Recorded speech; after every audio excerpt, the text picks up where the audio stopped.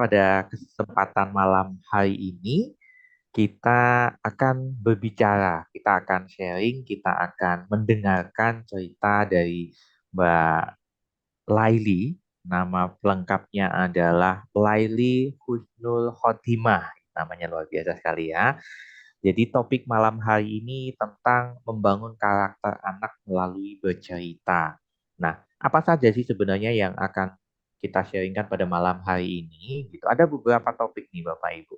Cukup banyak ya yang sudah Bapak Ibu baca di grup begitu tentang pentingnya bercerita, teknik efektif, tip kemudian memilih cerita, ada juga cara bercerita yang menarik begitu ya dan juga strategi membangun kebiasaan bercerita di dalam keluarga.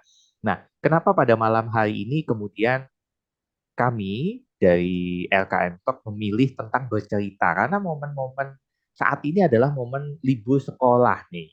Libur sekolah yang liburnya cukup panjang. Saya dapat informasi karena tadi pagi saya memberikan sesi in-house training di salah satu sekolah di Solo yang memang pesertanya para guru. Mereka menginformasikan bahwa liburnya itu sampai tanggal 22 gitu kan. Bulan Juli. Artinya hampir lebih dari 20, mohon maaf, hampir 1 bulan begitu mereka libur. Nah, momen liburan ini kemudian bisa digunakan untuk membangun kedekatan dengan anak-anak nih. Nah, makanya salah satu membangun kedekatannya dengan bercerita. Maka dari itu, malam hari ini kita kedatangan tamu yang sangat spesial. Beliau adalah Mbak Laili Husnul Khotimah. Beliau ini adalah seorang pengkisah ya, pengkisah atau pendongeng nih Mbak Laili. Atau sama aja nih, audionya belum diaktifkan? Bisa dua-duanya. Bisa dua-duanya ya, karena kalau kita lihat di profesi dongeng itu kan saya melihatnya ada dua, dua penyebutan begitu ya, ada pengkisah dan juga pendongeng, walaupun kemudian yang disampaikan pun juga tidak jauh berbeda.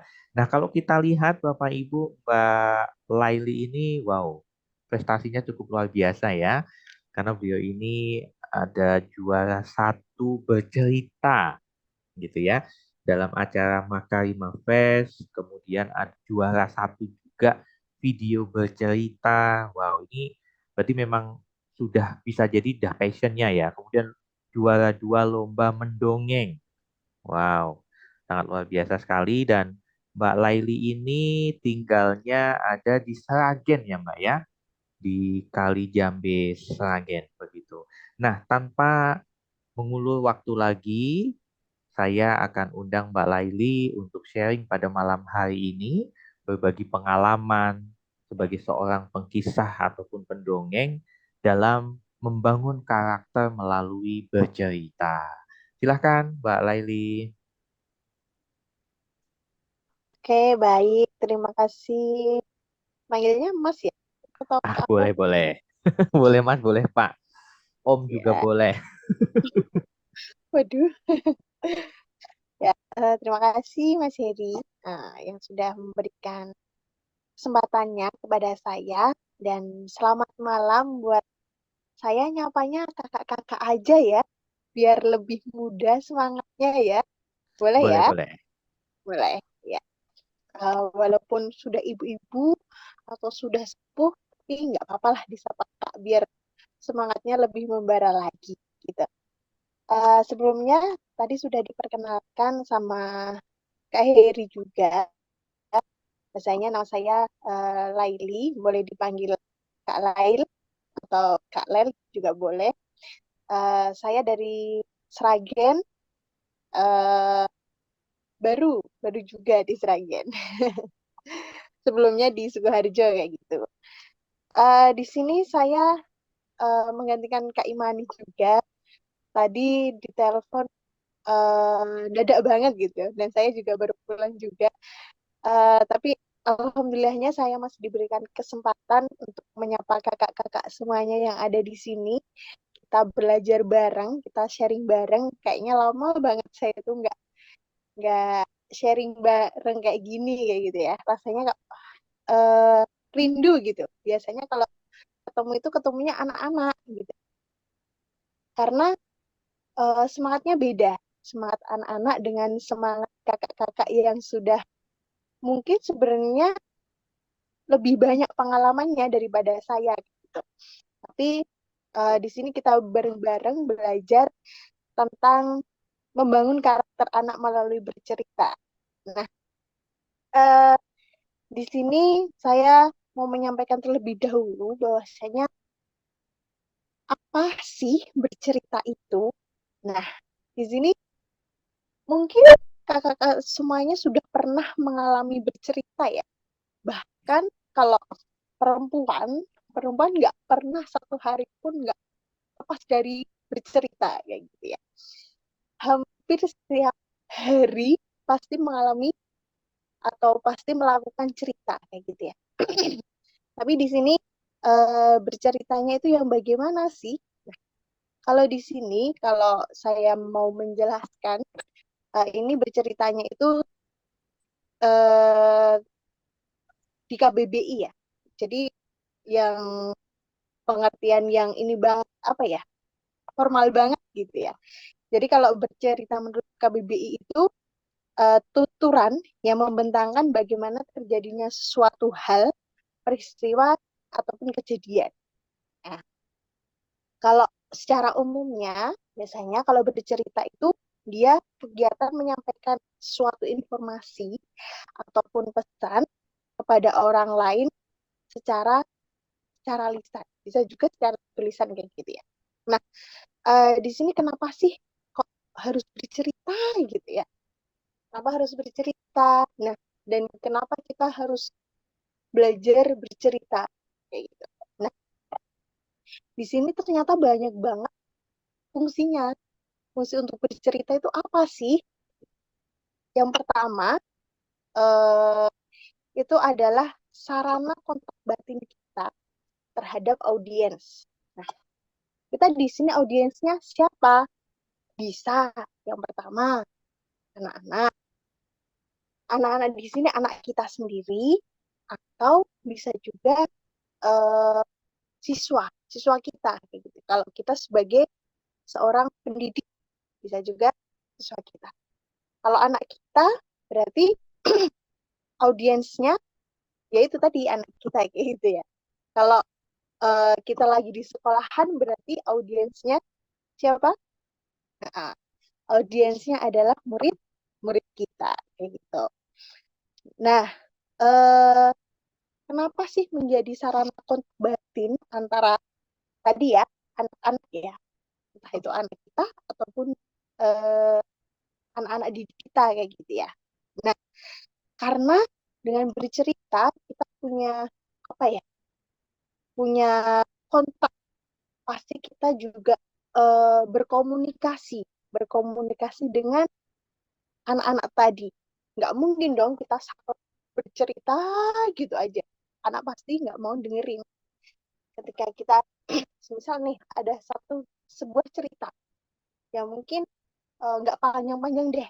Mungkin hanya satu dua paragraf saja. Tapi kita hanya menyampaikannya secara secara satu muka, satu apa namanya ya, satu satu ini aja, kita aja yang bercerita tanpa ada komunikasi dengan anak. Nah, itu kontak batin antara anak dengan kita itu juga berbeda gitu ya. Berbeda lagi ketika ada komunikasi. Nah, itu akan membangun antara anak dengan kita, itu terbangunlah kontak batin itu. Terus yang kedua, pendidikan emosi anak. Nah, misalnya saya mau bacain satu buah cerita boleh? Yang sedikit aja. Nih, judulnya ini, Ayo Pulang. Nah, ayo pulang. Kalau kita bacanya hanya eh, tanpa intonasi, tanpa adanya penekanan, ayo pulang.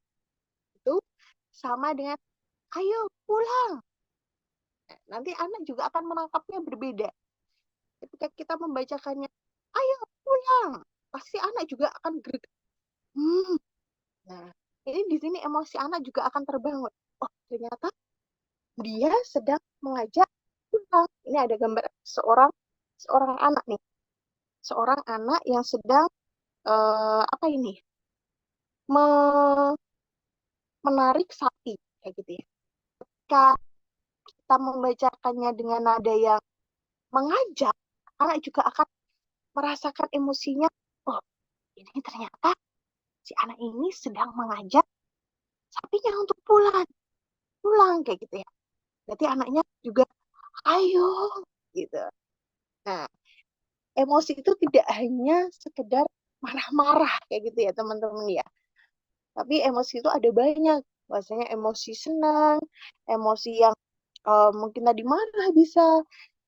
Jadi bagaimana anak meluapkan perasaannya. Kayak gitu. Nah, kemudian yang ketiga, ternyata ada pendidikan imajinasi. Fungsinya pendidikan imajinasi. Jadi eh, bercerita. Oh, sebentar. Oke. Jadi bercerita itu ternyata bisa membangun imajinasi imajinasi anak gitu ya. Nah, eh, dengan kita bercerita, kita memberikan sebuah cerita, semisal nih, pada suatu hari ada ikan yang sedang berenang. Coba nih, kalau kakak-kakak semuanya yang mendengarkan cerita cerita saya, ketika mendengarkan pada suatu hari ada ikan yang sedang berenang.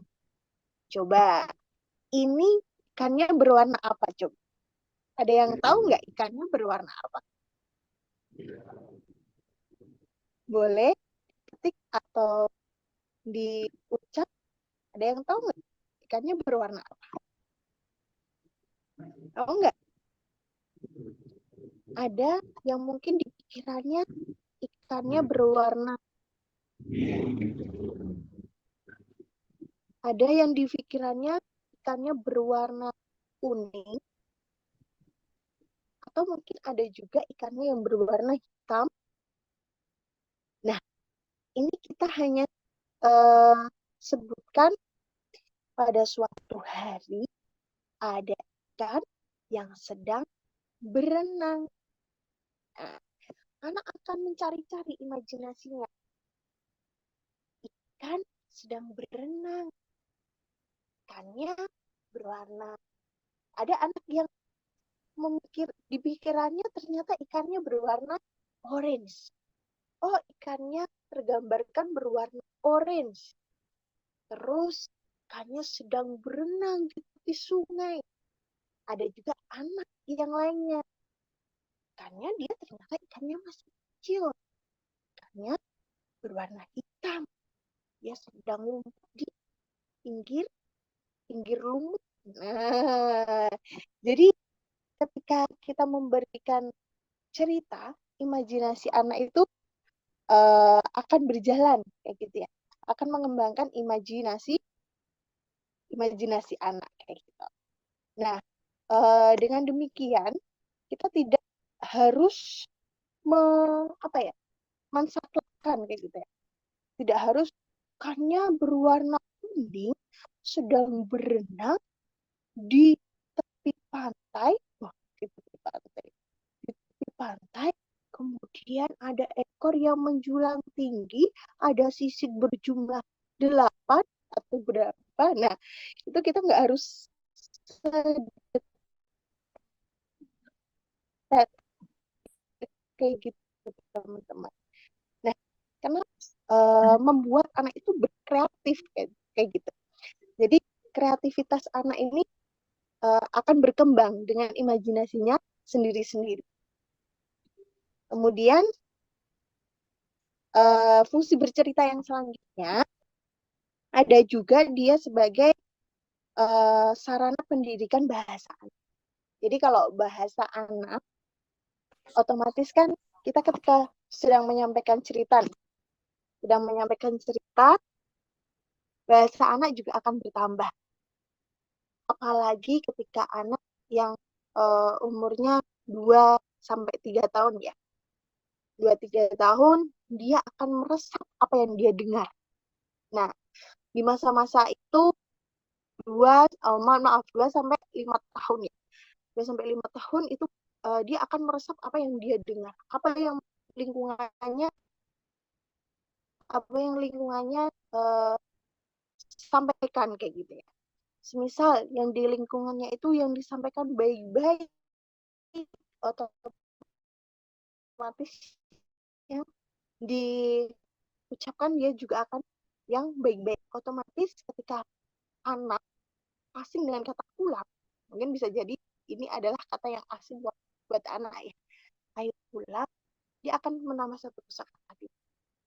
Ayo pulang, oh pulang kayak gitu. Nah, ketika anak eh, ini bisa juga untuk belajar membaca anak kayak gitu ya. Jadi kok bisa sih? Kok bisa untuk belajar anak? Jadi ketika kita mengajarkan anak dengan cara metode bercerita, itu kita bisa pakai buku read aloud. Nah, kita pakai buku, kita kita tidak hanya sekedar membaca aja. Misalnya ini, mana ya? Kita buka ya. Nah, ini tulisannya agak banyak ya. Ada Bapak meminta Tole untuk membawa anak sakit ke padang rumput. Tidak hanya sekedar membacakan saja dan memegang buku. Tapi ketika bercerita, kita pakai jari kita. Atau kita bisa pakai alat bantu pulpen atau mungkin apa ya, penunjuk yang lainnya. Jadi kita tidak hanya sekedar menyampaikan kosakata, tapi kita bisa sekaligus mengajarkan kepada anak itu untuk belajar membaca dan mengenali kata-kata. Misal nih, dengan cara bagaimana kita tunjuk apa yang kita baca. Bapak meminta Tole untuk membawa anak sapi ke padang rumput. Bapak berpesan agar Tole pulang menjelang sore. Tuh, baru dilihatin gambarnya apa. Ternyata ada Bapak. Dijelaskan boleh. Nah, begitu. Nah, karena bahasa ini sangat penting banget ya kakak-kakak semuanya. Karena kalau anak yang eh, apa namanya ya, tidak diajak komunikasi, dia akan kekurangan bahasa, dia akan kebingungan cara berkomunikasinya bagaimana. Bahkan bisa jadi ini ya, terlambat bicaranya kayak gitu karena kurang stimulasi untuk ngomong. Nah, bahasanya juga kurang kayak gitu. Terus selanjutnya, fungsi cerita yang selanjutnya yaitu media penyampaian pesan ataupun nilai-nilai agama. Jadi saya yakin setiap cerita itu pasti ada hal yang disampaikan. Contoh kisah eh, ini yang di Upin Ipin, si Biri-Biri. Si Biri-Biri itu tidak hanya sekedar kisah yang lucu, tidak hanya sekedar kisah lucu, tidak hanya sekedar kisah kasihan. Di situ ada eh, amanah atau hikmah yang diambil dari cerita Biri-Biri itu.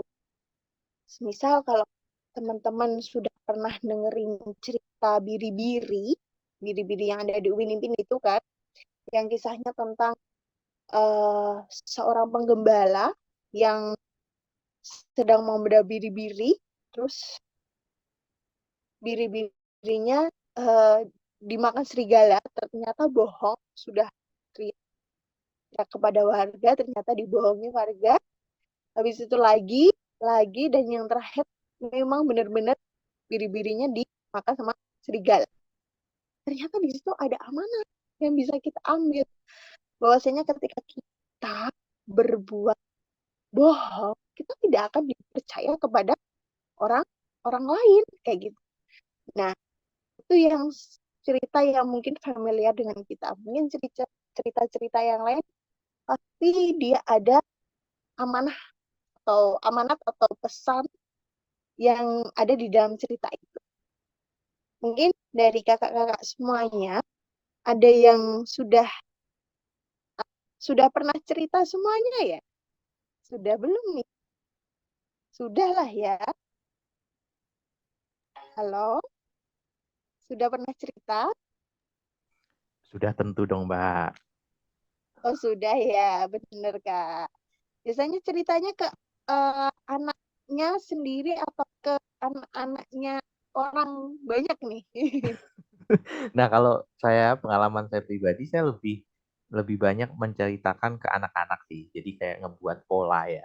Ngebuat pola misalkan, oh pagi hari. Bahkan membaca atau membacakan cerita itu bisa jadi iming-iming anak untuk bangun bangun lebih pagi. Nah, biasanya saya buat pola seperti itu. Jadi baca bukunya di momen-momen tertentu. Misalkan, oh kalau besok mau dibacain buku, besok bangun pagi ya. Misal bangun jam 5 nanti kita akan baca buku di ruang tamu. Seperti itu sih, kalau dari pengalamannya, Mbak Lili. Oh gitu. Ya, bisa banget sih itu Kak. Nanti kita sambung ke setelah ini ya, fungsi cerita. Nanti eh, kebiasaan cerita di rumah kayak gitu ya. Gimana sih kebiasaan? Mungkin ada yang jadi pendidik ceritanya kepada anak-anak aja, bahkan anaknya sendiri malah jarang diceritain. Ada loh yang kayak gitu juga. Nah, eh, tadi saya sampai mana? Oh iya, sudah pernah cerita semuanya. Pasti di situ ada amanat yang disampaikan. Kayak tadi Kak Heri, mungkin ada cerita yang menceritakan tentang untuk membangunkan anaknya. Di dalam ceritanya itu, anak setelah itu bisa bangun pagi. Nah, ternyata hikmah dari cerita itu anak disuruh untuk bangun bangun pagi. Nah, di sini fungsi yang terakhir nih sebagai sarana hiburan dan pencegahan kejenuhan. Jadi cerita itu tidak hanya sekedar menceritakan saja, tapi kita bisa sisipin loh, bisa sisipin dengan hiburan. Nah, misal ceritanya kok biasa aja ya kak ya, gimana cara saya menghiburnya? Gitu. Mungkin jadi yang pertama bisa dengan bernyanyi. Nah, misal ada cerita yang tadi ya biri-biri ya. Nah, bisa jadi kita menyanyikan lagu biri-biri. Lagunya gimana sih? Saya kok nggak hafal ya. Lagunya yang mungkin bisa kita buat sendiri ya. Biri-biri, biri, hihi, hihi, hihi. Gimana?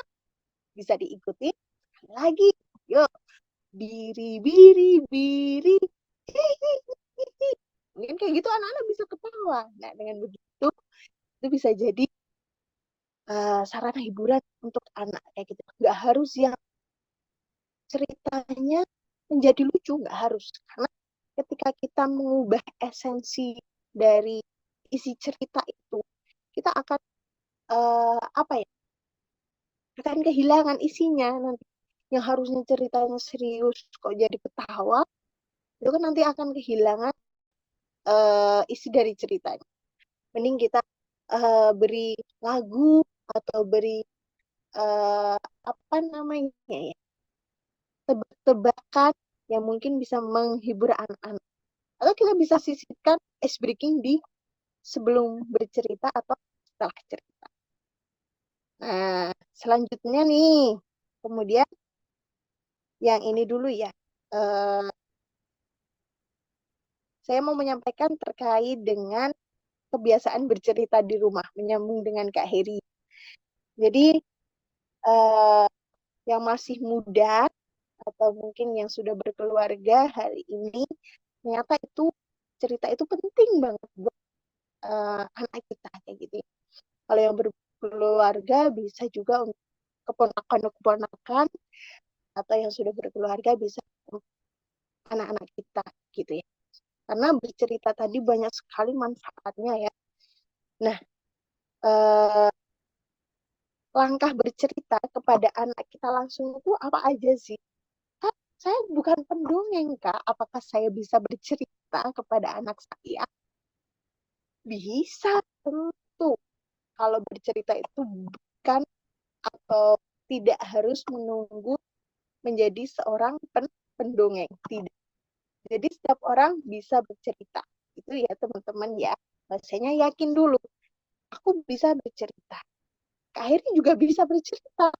Kak Ida juga bisa bercerita. Atau mungkin Kak Nur Hijrah juga bisa bercerita. Semua yang ada di sini saya yakin bisa bercerita. Nah, langkahnya apa saja sih ketika kita bercerita langsung kepada anak?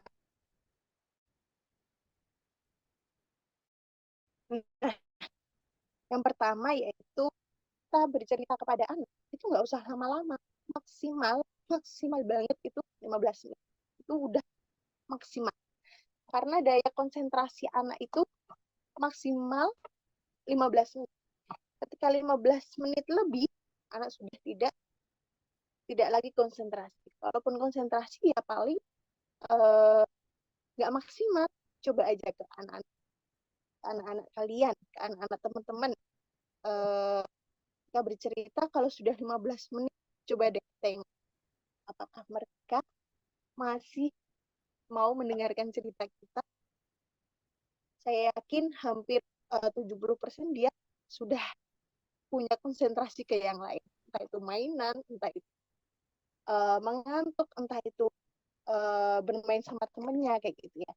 Jadi ketika kita bercerita itu nggak usah lama-lama. 15 menit aja itu udah panjang banget gitu. Jadi kan nggak semua cerita itu panjang ya. Jadi ada cerita-cerita yang pendek itu bisa kita sampaikan. Terus kita perlu juga memahami kemampuan anak yang sesuai pada usianya. Misal nih, kalau usia 0 sampai 4 tahun, itu kita sampaikan dengan 1 sampai 2 karakter cerita. Karakter tokohnya. Nah, tokohnya. Jadi misal ada ayah dan anak. Nah, itu udah oke. Udah, udah. Jadi kalau semakin kecil itu pikirannya juga belum terlalu yang jauh ya. Kemudian untuk umur 4 sampai 7 tahun itu kita bisa berikan 3 karakter tokoh atau tokohnya. Kemudian untuk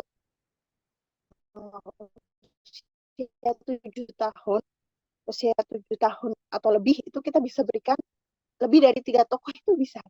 Karena dia sudah bisa membedakan, oh tokoh ini itu kayak gini karakternya, oh tokoh ini kayak gini karakternya gitu ya.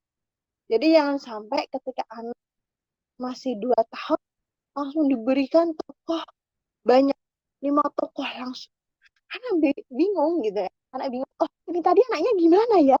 Oh, Ali tadi gimana ya karakternya? Oh Ami, Ami tadi gimana ya karakternya? Anak malah justru kebingungan dengan apa yang diceritakan kayak gitu. Justru anak malah bosen dengan apa yang kita ceritakan. Gitu. Kemudian selanjutnya ini kita membacakan sebelum membacakan cerita kita harus tahu dulu apa yang kita ceritakan. Karena kalau kita nggak paham dulu apa yang kita ceritakan, kadang kita bingung. Tadi mau cerita apa ya? Sampai mana ya? Bisa lihat buku. Nah, terus kita bisa menyampaikan kepada anak itu ceritanya berulang-ulang. Gak apa-apa disampaikan berulang-ulang. Karena di situ ada penekanan pesan yang kita sampaikan. Mungkin ada cerita tentang kita mau menekankan anak tentang buang sampah jangan sembarangan. Ya udah, kita ceritain aja. Hari ini kita cerita tentang itu. Mungkin besok diselang dulu, baru besoknya lagi kita cerita tentang buang buang sampah. Nah, dengan begitu anak akan, oh, itu tadi cerita ibuku ya tentang aku nggak boleh buang sampah sembarangan. Kalau dicerita tadi, kalau ada tokoh tadi namanya Abi. Abi kalau buang sampah sembarangan bisa mengakibatkan banjir. Berarti aku juga boleh dong. Nah, kayak gitu. Jadi dengan sering-seringnya diulang ceritanya, dia akan melekat di sini ya. Karena anak ketika diulang-ulang kayak hafalan itu ya, ketika sering-sering dimurojaah, itu pasti insya Allah anak juga akan melekat ya hafalannya. Gitu. Selanjutnya yaitu eh, melatih suara kita. Nah, tadi kalau aku nggak bisa suara hewan gimana? Gak apa-apa, santai. Jadi setidaknya kita punya 3 suara, teman-teman. Suara biasa kita, biasa ngomong. Nah, gini. Kemudian suara besar. Ha, aku adalah seekor harimau. Atau suara kecil. Oh, aku tidak mau makan. Aku soalnya sudah mending aku tidur aja ya. Gampang banget ya. Bisa kan ya teman-teman semuanya? Kita praktek dulu boleh? Boleh? Praktek dulu sepertinya boleh Kak Heri ya? Gimana, Mbak? Praktek dulu suara boleh? Ah, boleh sekali, silahkan. Oh, boleh. Ya, yuk. Dari Kak siapa nih yang mau praktek suara? Nah, latih Ah, suara oke. nih. Silakan Ibu dan juga Bapak dan kakak-kakak semua yang mau praktek suara nih. Kalau tadi sudah dijelaskan ya oleh Mbak Laili bahwa ya minimal ada bisa 3 suara gitu ya. Iya, betul. Ah, ah. Oke, yang mau praktek nih, silakan Ibu, Bapak, kita berikan kesempatan untuk berlatih bersama Mbak Laili. Saya coba panggil Ibu Andi barangkali atau Bunda Aufa, Ibu Emil, Ibu Juli, Ibu Ivi, Ibu Ida, Ibu Wita, Ibu Nur. Nah, siapa nih yang mau berlatih nih? Kita praktek bersama Mbak Laili pada malam Boleh. hari ini. Raise hand boleh? Ibu Oke, Nur silakan. boleh. Nah, Ibu Nur, silakan Ibu Nur.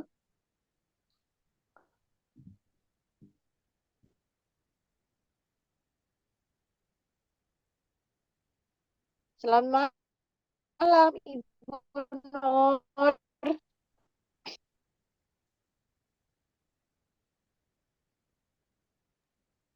Ya Oh, belum boleh. ada sepertinya ya Kak ya? Oke, Oh, silakan udah. Ibu Nur. Oke, tadi ada 3 Ibu Nur sudah. tadi suara nih. Paling nggak kita punya 3 Bu Nur. Jadi yang pertama suara biasa kita. Coba Ibu Nur eh, ngomong, ngomong. Coba. Ah, halo teman-teman, Assalamualaikum. Itu yang biasa itu. Oke, salam. Iya begitu Bu Nur.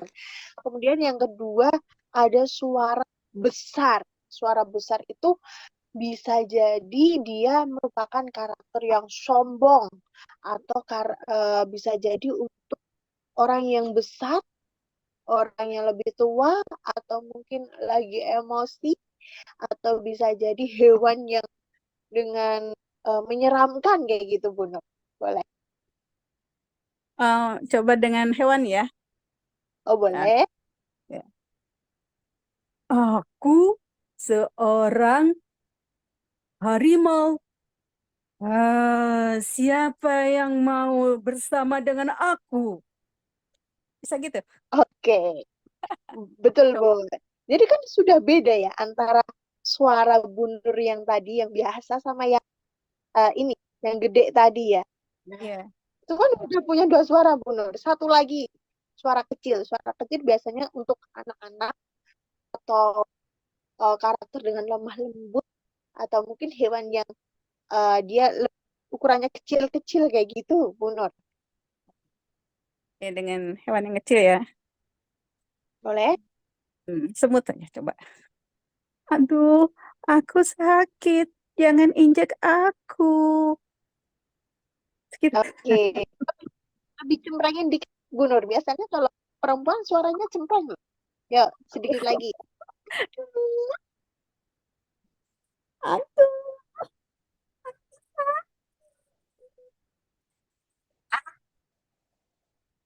Nah, begitu. Oke. Hmm, Bisa ya, Bu Nur ya? Gampang kan? Ya, dicoba. Coba. Jadi nggak ada alasan lagi untuk nggak bisa untuk bercerita. Karena biasanya yang dikeluhkan, aku nggak bisa suara ini, nggak bisa suara ini, nggak ada lagi kayak gitu ya. Setidaknya kita punya 3 suara itu tadi. Bisa ya, Bu Nur? Bisa, insya Allah. Makasih Oke. ilmunya. Terima kasih. Ada yang mau coba lagi? Ada yang mau coba Oke, lagi? Boleh. silakan Ibu dan juga Bapak yang berkenan nih mencoba berlatih 3 suara karena ternyata menurut Mbak Laili tadi ya minimal nih tiga karakter ya, 3 karakter suara nih yang supaya anak itu semakin menarik begitu. Saya coba panggil Ibu Juli, apakah ada di tempat?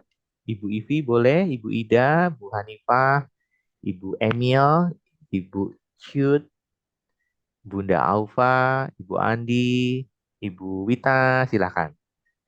Saya berikan kesempatan untuk kemudian praktik nih seperti Ibu Nur tadi. Siapakah yang berkenan? Ibu, ibu-ibu semuanya.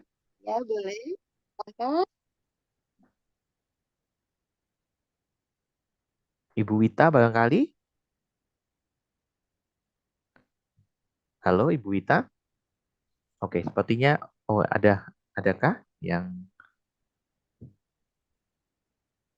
Oke, Bu Wita sudah open mic nih. Silahkan Ibu Wita. Hmm, Saya eh, nggak bisa open kamera, nggak apa-apa ya? Ya, tidak apa-apa Oh, Ibu. boleh. Ya, dicoba ya. Eh, ini suara asli saya memang besar seperti suara laki-laki.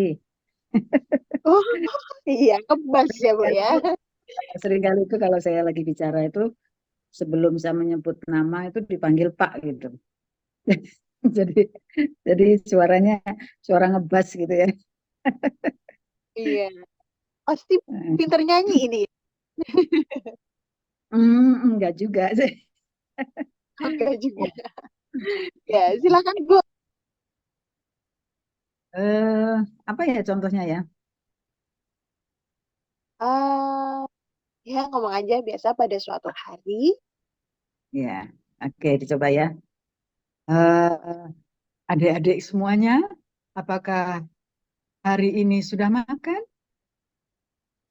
Oke, oke, hebat Bu. Gampang Ya, ya, karena biasanya kayak gitu ya. Heeh. Sekarang ya. suara yang kedua Bu, suara besar, suara gede. Ah, lucu ya apa yang tadi disampaikan. Oke, kurang kurang gede lagi Bu, dikit lagi. Kurang cempreng karena Ah, lucu, lucu ya yang disampaikan. eh Kita gimana ya? coba. Berarti harus ke dalam lagi ya. Harus lebih dalam kali ya. Nah, Eh, iya, kalau kalau seperti ini iya, gimana iya. ya? Apakah suaraku sudah mengecil ya?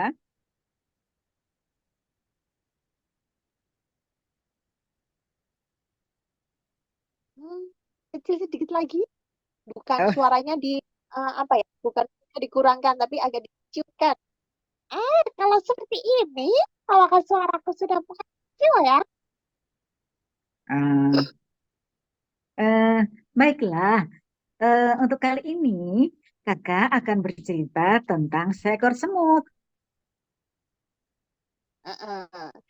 Jadi kalau bingung suara kecil, digigit aja Bu, giginya. Oh, oke. Jadi kalau coba. Eh, Adik-adik, ayo kita makan bersama. Oke. Oke, terima kasih Bu. Bu siapa tadi? Bu Wita. Ibu Ya, Wita. Oke, terima tadi kasih Bu Wita. suaranya ngebas ya Kak ya.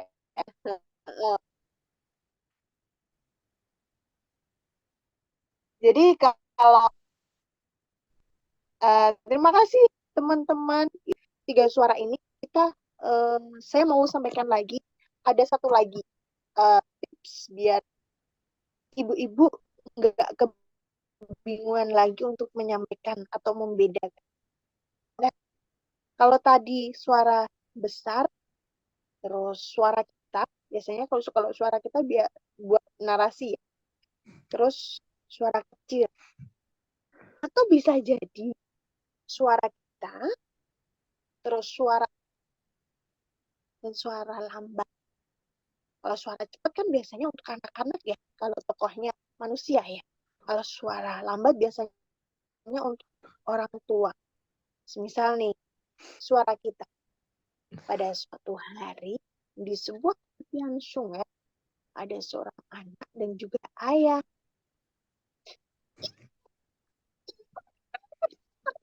Dia berisik, ibu. Nah, nggak apa-apa karena nah, kita cuci bareng-bareng bajunya. Itu sudah kelihatan banget suaranya. Tokohnya juga kelihatan banget. Jadi yang pertama tadi bisa suara besar dan suara kecil. Yang kedua bisa suara cepat dan suara lambat. Itu bisa membedakan antar tokoh. Jadi setidaknya ada pembeda lah di situ. Walaupun kita nggak bisa suara yang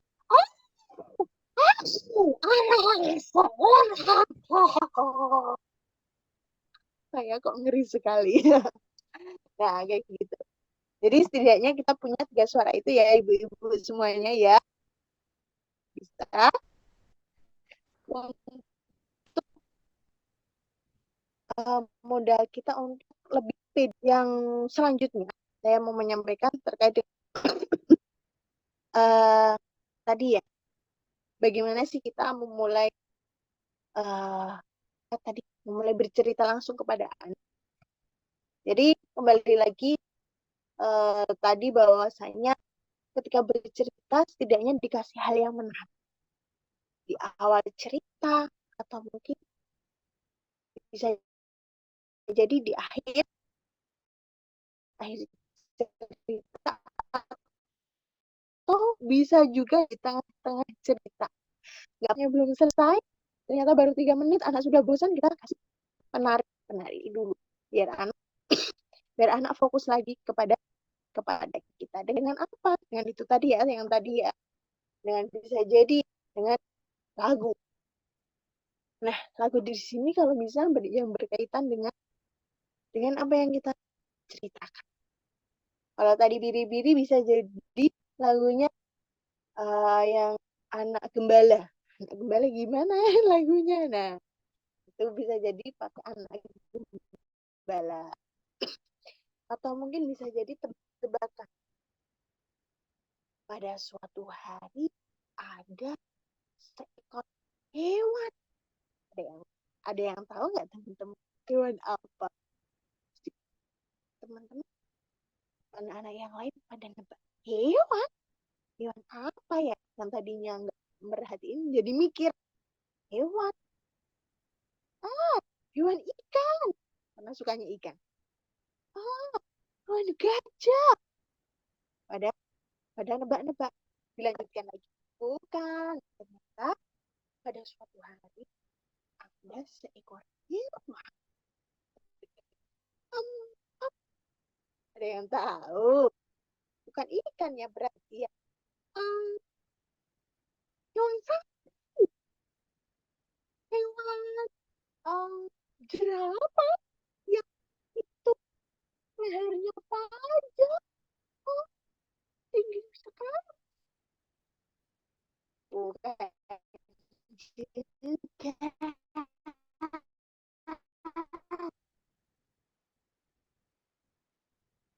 Ya, dia berbunyi oh, hewan apa? Ini udah pada tahu semua. Ya tebak-tebak. Nanti anak-anak akan ini ya, akan fokus pada kita, akan tertarik dengan ceritanya. Atau mungkin dengan gerakan yang menarik. Jadi ketika kita bercerita, mempraktekannya dengan gerakan yang sama apa yang kita ceritakan, lebih ke ekspresi ya, ekspresi kita, anak juga akan lebih tertarik dengan apa yang kita cerita. Misal kita cerita tentang bebek atau bebek aja deh.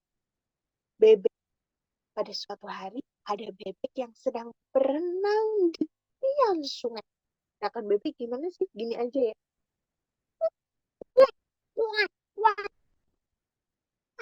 Aku sedang berenang di tepian sungai.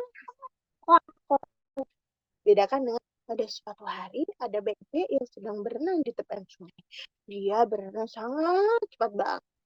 Karena tidak akan mendengarkan lebih menarik. Karena apa sih yang diceritakan lebih kalau dengan ekspresi bebek, anak akan bisa jadi dia akan mendengarkan, wah ekspresi bebek ini, atau bisa jadi dia akan apa ya, lebih fokus lagi kepada apa yang kita cerita. Kemudian kita harus memilih tempat atau posisi yang nyaman. Seperti halnya Kak Heri tadi menyampaikan kalau cerita ke anak, dia bisa jadi di tempat tidur atau di sofa. Itu benar banget.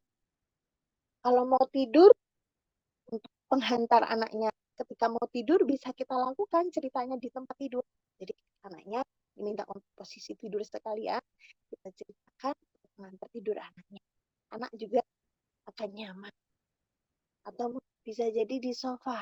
Ketika sore-sore sedang santai, kita ceritakan anak di sofa. Bisa juga di halaman rumah. Nah, di halaman rumah sambil melihat pemandangan depan rumah sambil cerita, bisa jadi, atau mungkin di ruang tengah sedang berkumpul bersama anak-anak yang lain, kita bisa melakukan cerita di sana. Jadi tidak harus di tempat tidur ya. Misalnya kalau di rumah identiknya dengan kamar ya, untuk anak, menghantarkan tidur anak gitu. Terus yang terakhir, memberikan aktivitas lanjutan. Kayak tadi cerita tentang ini apa namanya, buang sampah, jangan buang sampah sembarangan. Jadi next kelanjutannya kita bisa contohkan anak ketika ada sampah, kita bisa masukkan dulu ke tas kita karena tidak ada tong sampah di sekitar itu. Kita tunggu dulu, atau kita kapan menjumpai tong sampah, kapan kita melihat tong sampah, kita bisa masukkan di tong sampah. Ketika kita belum melihat tong sampah, kita bisa simpan terlebih dahulu. Selanjutnya terkait dengan ini ya, cara bercerita yang menarik ya. Jadi cara yang bercerita yang menarik itu tidak selamanya kita bercerita dengan alat peraga gitu. Biasanya aku nggak punya boneka kak, aku nggak bisa cerita kayak gitu. Jadi boneka itu salah satu alat peraga. Jadi sebenarnya banyak banget alat peraga yang bisa kita pakai untuk bercerita. Orang kita nggak pakai alat peraga pun bisa kok bercerita, apalagi pakai alat peraga. Kalau kita nggak pakai alat peraga, kosong tangan kecil, yang penting apa? Yang penting kuncinya totalitas, dan juga dia harus ekspresi. Ketika kita totalitas, apa yang kita mau sampaikan, anak juga akan insya Allah, insya Allah anak-anak juga akan mendengarkan apa yang kita ceritakan gitu. Jadi kayak bedakan dengan ini ya, Saya baca, saya baca. Mana ya? Berhenti sapi, ampun. Ini kisahnya pas di apa ya? Ada anak sedang dikejar sapinya. Berhenti sapi, ampun. Ini kan lempeng banget. Bedakan dengan berhenti sapi. Bedakan ya antara yang pertama dan yang kedua tadi. Kalau yang kedua lebih ekspresif. Kita jangan malu terlihat mukanya jelek, terlihat suara kita jadi jelek. Gak apa-apa. Karena dengan begitu anak-anak akan tertarik dengan kita. Gitu ya. Jadi semuka-mukanya kita nggak apa-apa di hadapan anak-anak. Karena anak-anak itu adanya adalah jiwa jiwa ini ya, jiwa senang-senang. Melihat kita jelek bahkan dia malah justru ketawa. Enggak apa-apa. Totalitas. Itu namanya ekspresi dan totalitas. Jangan sampai ketika sedih juga. Aduh, sapiku ternyata pergi. Kayak gitu. Enggak apa-apa nangis. Aduh, ternyata sapiku pergi. Apa-apa didalami benar-benar. Oh, ketika nangis itu ternyata begitu ya. Nah, jadi tadi ya emosi anak jadi terbangun. P5. Nah, terus kalau nggak pakai alat peraga, kalau kita mau pakai alat peraga, apakah bisa, Kak? Bisa. Jadi kita ada banyak banget alat peraga. Yang pertama mungkin boneka tangan ya, teman-teman pasti udah tahu boneka tangan. Saya sepertinya ada ini yang kecil. Ini dia nggak ada mulutnya.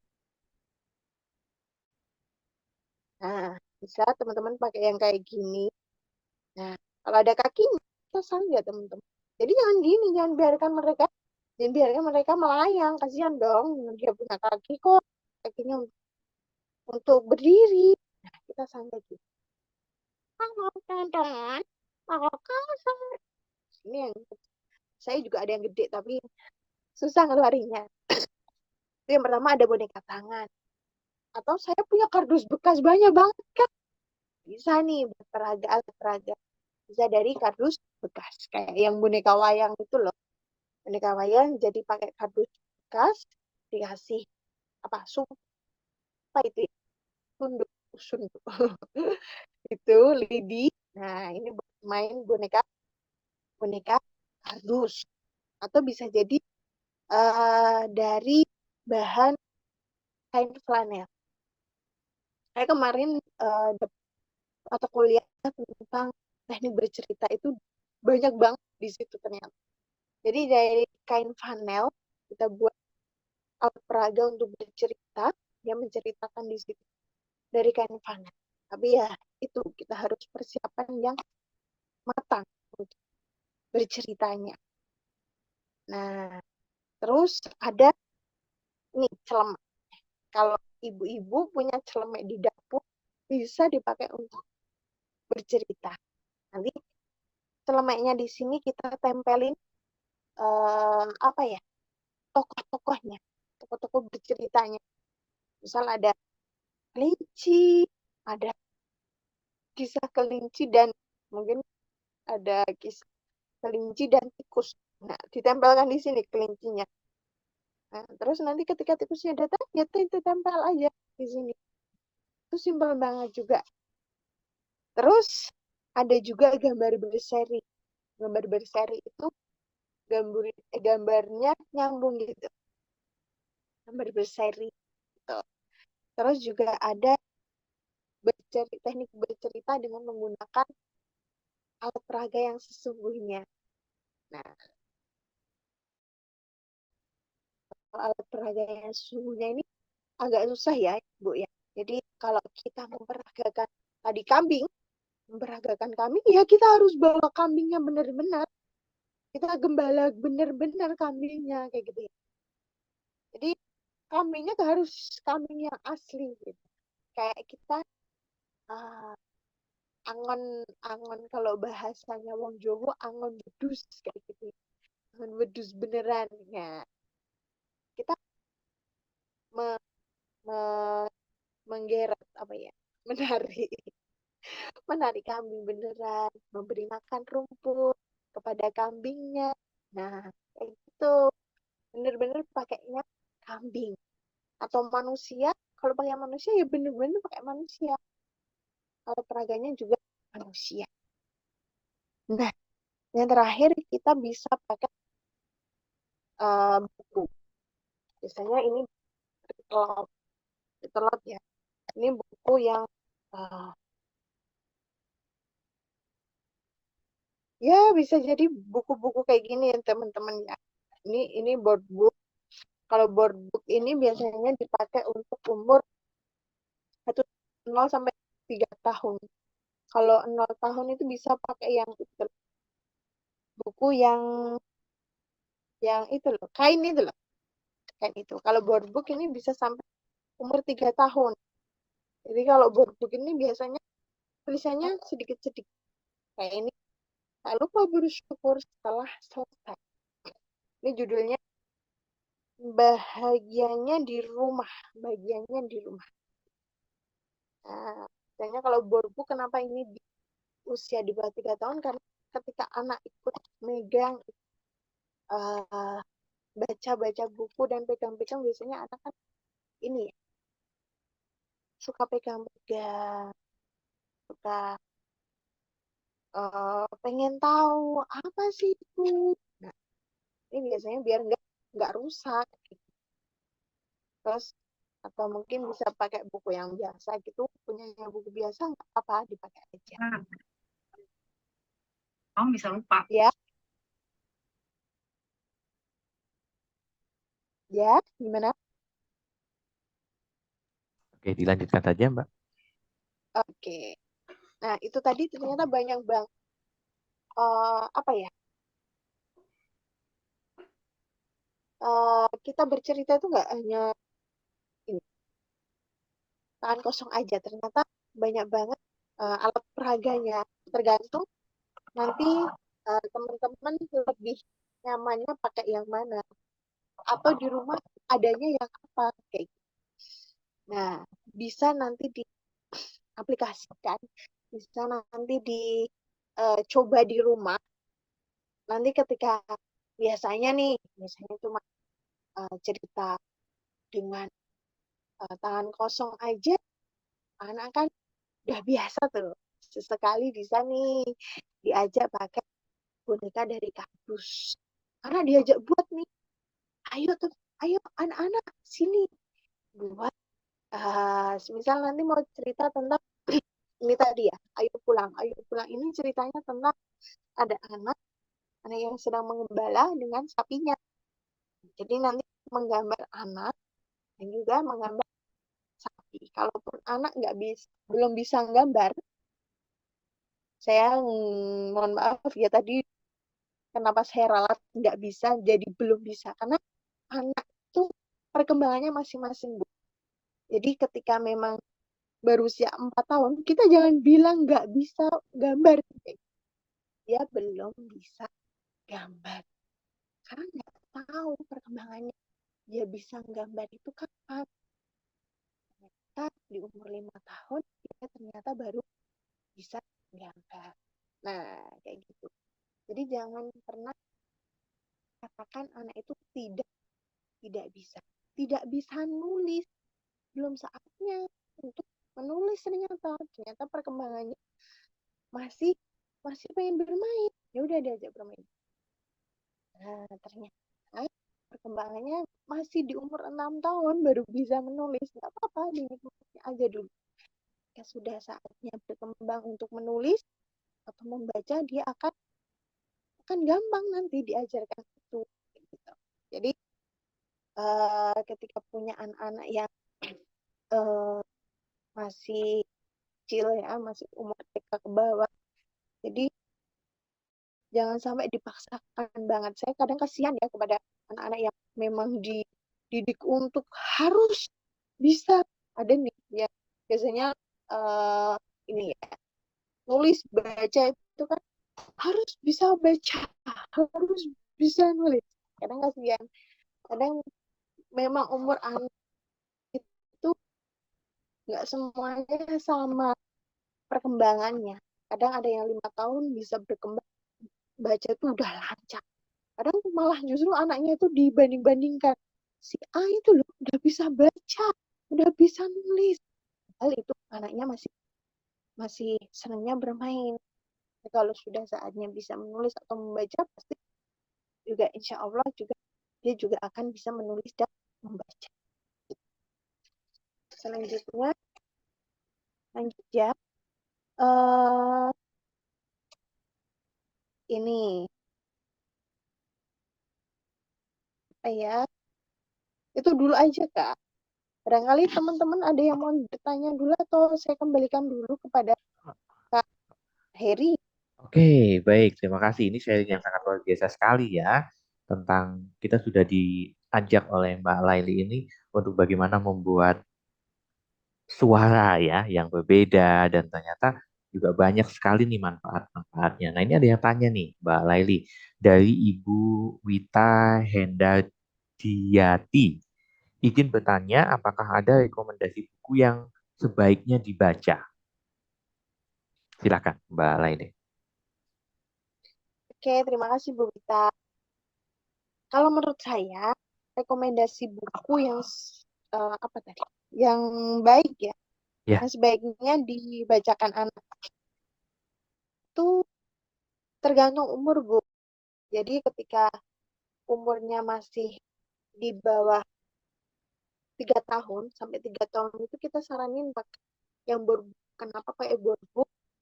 Karena di dalamnya ini ceritanya yang pertama simple, yang kedua banyak gambarnya otomatis ya.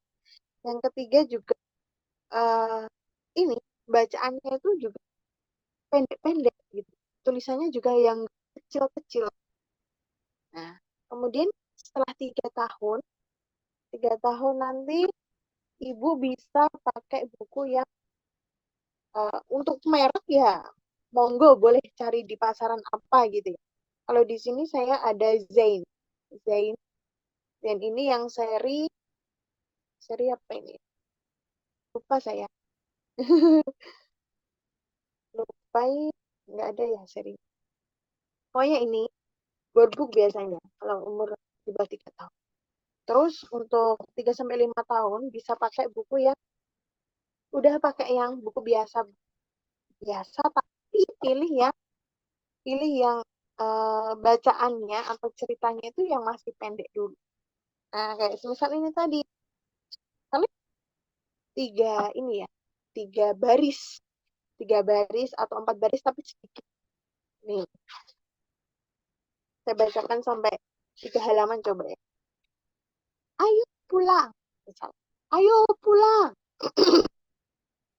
Bapak meminta Tole untuk membawa anak sapi ke padang rumput. Bapak berpesan agar Tole pulang menjelang sore. Nah, sedikit kan, Bu. Dalam perjalanan, ternyata Tole tidak sendiri. Tole. Jadi kan sedikit-sedikit. Kalau untuk 3 sampai 5 tahun. Kenapa? Kalau banyak-banyak di umur sekian, 3 sampai 5 tahun itu dia akan kebingungan kalau banyak-banyak. Apa sih yang ada di buku itu? Apa sih yang ada di cerita itu? Dia 5 sampai 7 tahun itu bisa pakai buku yang eh, sudah mulai banyak ini tulisannya. Nah, ini saya yang kucing. Ini ada 1, 2, 3, 4, 5. Ada 5 ini. 5 apa ya? 5 baris. Udah lumayan dan ini tulisannya lebih kecil. Nah, bukunya juga akan lebih lebih kecil. Itu. Nah, ini udah banyak-banyak ya. Atau mana ya? Nah, kemudian untuk 7 tahun ke atas bisa pakai buku yang seperti ini. Nih, buku yang lebih rumit lagi. Bukunya ini benar-benar cerita. Nah, bukunya yang memang benar-benar ini cerita tapi ya panjang-panjang. Lumayan panjang nih. Begitu. Jadi kita lebih ke bukan bukunya yang bagus apa, Bu, tapi isi ceritanya. Ceritanya itu yang disampaikan banyak apa enggak sih? Kayak gitu. Atau mungkin bukunya kalau bisa carinya yang berwarna biar anak lebih tertarik dengan cerita kita. Tuh, mungkin itu Bu. Untuk mereknya boleh monggo Ibu karena banyak sekali buku-buku merek buku-buku sekarang gitu. Itu Kak Heri. Baik, Mbak Laili, terima kasih. Nah, saya berikan kesempatan lagi kepada Ibu dan juga Bapak semua yang masih stay di ruang LKM Talk pada malam hari ini, yang ingin bertanya dan juga sharing, tidak harus selalu bertanya Bapak Ibu, tapi bisa sharing pengalaman atau bisa juga sharing yang lain. Silakan, saya berikan kesempatan. Dan saya ucapkan terima kasih kepada Ibu Wita yang telah memberikan pertanyaannya via pesan. Begitu. Nah, dan Bapak Ibu semuanya juga bisa memberikan pertanyaan via pesan atau open mic dan bisa juga open video. Silakan Bapak dan Ibu, kami tunggu untuk diskusi bersama Mbak Laili, sang pengkisah dari Sragen, Jawa Tengah.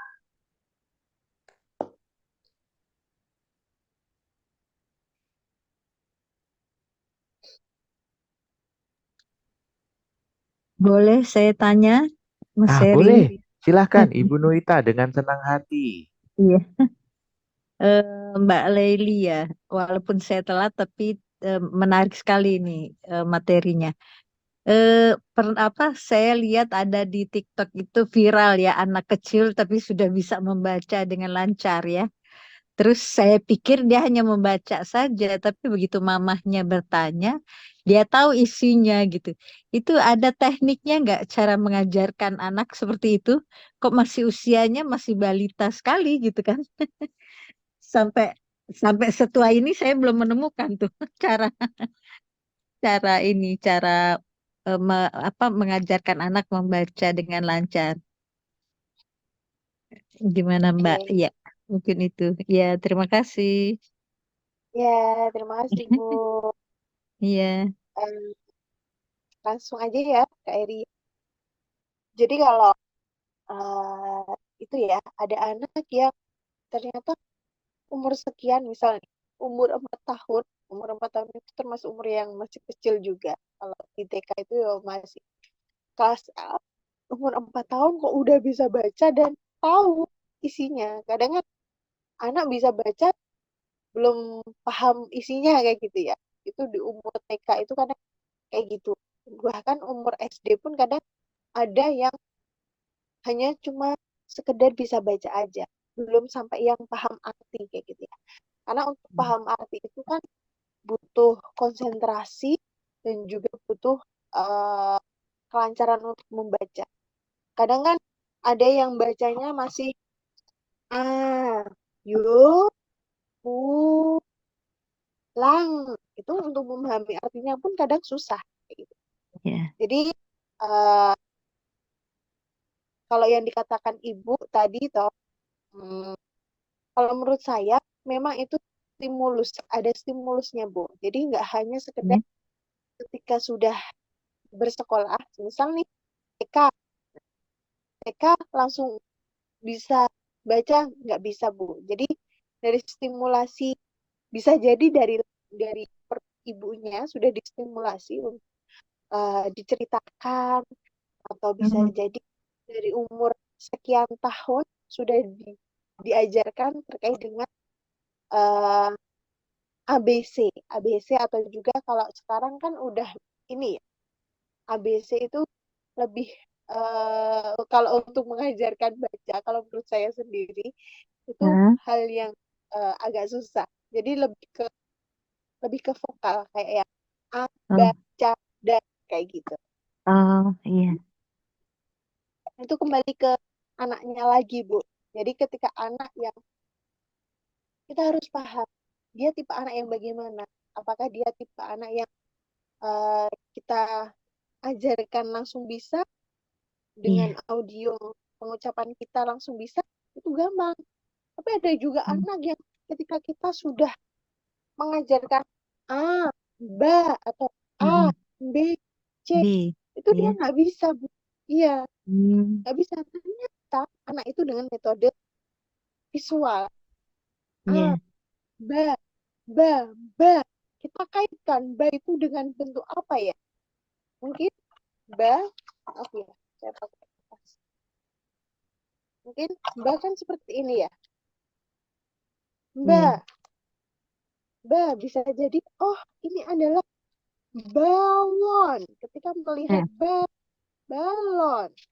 Ternyata Iya. anak ini cara belajarnya adalah visual. Saya pernah mendapatkan anak kelas 3 Hmm. SD. Dia belum Iya. bisa membaca. Sampai orang tuanya itu ya gemes gitu ya. Tapi ya gimana? Gimana lagi anak ya? Jadi saya ketemu anak itu kelas 3 SD belum bisa baca dari A. Bayangin Hmm. coba. Kelas Iya. 3 SD. Tapi ternyata dia TK itu ada sistem baca. Setiap hari Hmm. diulang.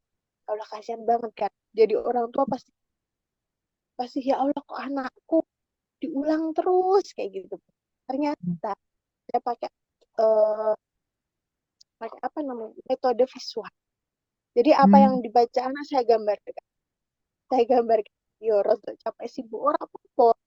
Tapi yang penting anak kita paham kayak gitu ya. Jadi Iya. A sampai Z itu saya gambarkan dulu, bayangin. Tapi anak Hmm. paham. Ya Allah. Hmm. Jadi kelas 3 SD itu anak bisa paham. Jadi metode-metode itu banyak sekali, Bu. Tapi kita juga harus bisa mengenali anak itu. Oh, ternyata anaknya ini cuma didengerin aja wes bisa. Wah, keren banget ini anak. Iya. Nah, tadi perkembangan anak kan beda-beda ya, Bu. Iya. Jadi kita nggak Iya. bisa menyamaratakan anak itu. Oh Mungkin iya. itu, Bu. Iya. Jadi teknik itu memang kita sambil melihat anaknya ya, Betul, eh, betul. biar biar bisa lebih pas lah ya. Iya. Iya. Hmm, iya, betul. Iya. Iya. Terima kasih Ya, siap, Kak Bu. Laili. Iya. Nah, terima kasih Iya, Bu sama-sama. Nuita atas Sama Mas Heri. pertanyaannya. Baik, apakah ada lagi Bapak Ibu? Jika tidak ada lagi untuk sesi malam hari ini akan saya akhiri. Saya masih berikan satu kesempatan lagi bagi Bapak dan Ibu semua atau kakak-kakak semua yang ingin sharing pengalaman ataupun bertanya kepada pengkisah yaitu Mbak Laili Husnul Khotimah, saya persilahkan. Namun jika tidak ada, saya akan akhiri sesi pada malam hari ini. Malam yang begitu sangat menarik karena kita belajar tentang bercerita, kemudian olah vokal, begitu dan juga memahami bagaimana setiap anak itu memiliki kemampuan yang berbeda, begitu ya.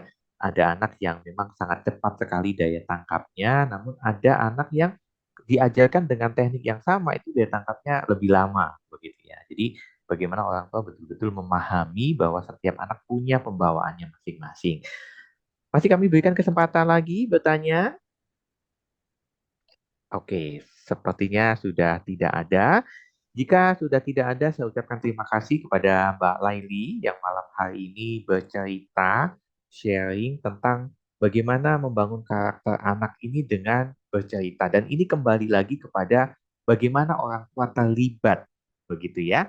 Jadi orang tua terlibat dan ini adalah momen yang sangat tepat karena dalam 1 bulan ke depan atau 3 minggu yang akan datang adalah masa liburan sekolah di mana anak-anak akan banyak di rumah bersama orang tua dan ini apalagi yang sudah nenek dan juga kakek biasanya cucu-cucunya nih udah pada datang ke rumah kakek dan juga neneknya. Maka momen yang begitu bahagia ini mari kita gunakan untuk mulai bercerita, menanamkan nilai-nilai karakter, menanamkan nilai-nilai positif kepada anak sehingga betul-betul bisa dikenang sampai dia dewasa nanti.